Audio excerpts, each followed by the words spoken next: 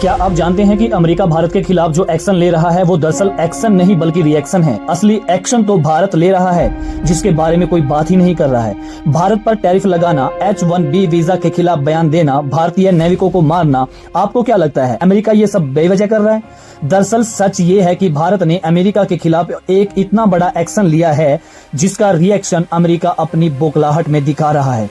America नाराज है कि भारत अभी तक ट्रेड डील फाइनल क्यों नहीं कर रहा है, एलन मस्क की कंपनी स्टारलिंक को भारत में क्यों नहीं घुसने दे रहा है। लेकिन भारत सरकार ने एक ऐसा फैसला लिया है जिसने अमेरिका की जड़ें हिलाकर रख दी हैं। एक फैसले से पीएम मोदी ने अमेरिका डीप स्टेट के कई खतरनाक लोगों की गर्दन पकड़ ली है, जिसके बाद इन सभी लोगों ने डोनाल्ड ट्रंप पर भारत के खिलाफ कदम उठाने का दबाव बनाया। हम आप लोगों को इस वीडियो में बताएंगे कि भारत ने अमेरिका पर किस तरह का हमला किया, पीएम मोदी ने किसकी गर्दन पकड़ी और अमेरिका की जड़ें किस तरीके से काटी जा रही हैं। आपने देखा होगा कि पीएम मोदी की सरकार को कई बार गिराने की कोशिश की गई है।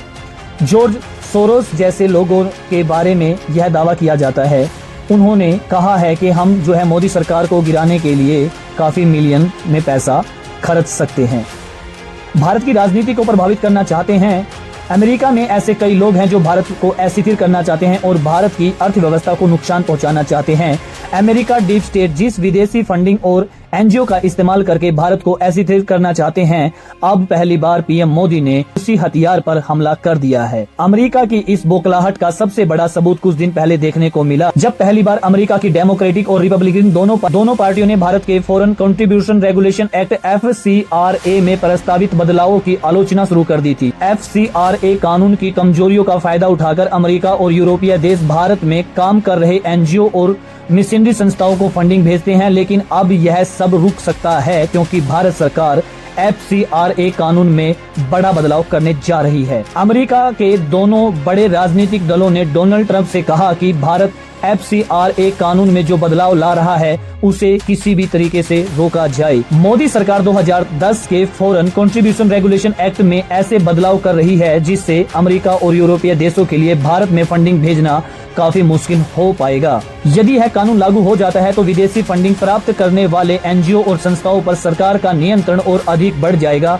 गलत गतिविधियों में शामिल पाए जाने पर उनकी संपत्ति जब्त की जा सकती है और बैंक खातों को भी फ्रीज किया जा सकता है। विदेशी धन का इस्तेमाल भारत की राजनीतिक अस्थिरता पैदा करना, सरकार पर दबाव बनाने और विभिन्न आंदोलनों को समर्थन करने के लिए किया जाता है। नए बदलाव के बाद ऐसी गतिविधियों पर रोक लग सकती है। 2010 के FCRA के कानून कई कमियों से भरा हुआ है, जिसकी वजह से हजारों एनजीओ विदेशी चंदा जुटाने में सफल रहे हैं। दावा किया गया है कि इस कानून का इस्तेमाल अलगाववादी, उग्रवादी और अन्य भारत विदेशी तत्वों द्वारा भी किया गया है। यह मामला राष्ट्रीय सुरक्षा का मुद्दा बन गया था और अब सरकार इसे रोकने की दिशा में कदम उठा रही है। अमेरिका इस कानून से बहुत ही ज्यादा चिंतित दिखाई दे रहा है क्योंकि इससे भारत में विदेशी फंडिंग के माध्यम से प्रभाव डालने की अक्षमता सीमित हो सकती है। प्रधानमंत्री मोदी द्वारा उठाया गया यह कदम अमेरिका डीप स्टेट और गतिविधियों पर बड़ा प्रहार है और इसी कारण अमेरिका की प्रतिक्रिया बौखलाहट देखने के लिए मिल रही है।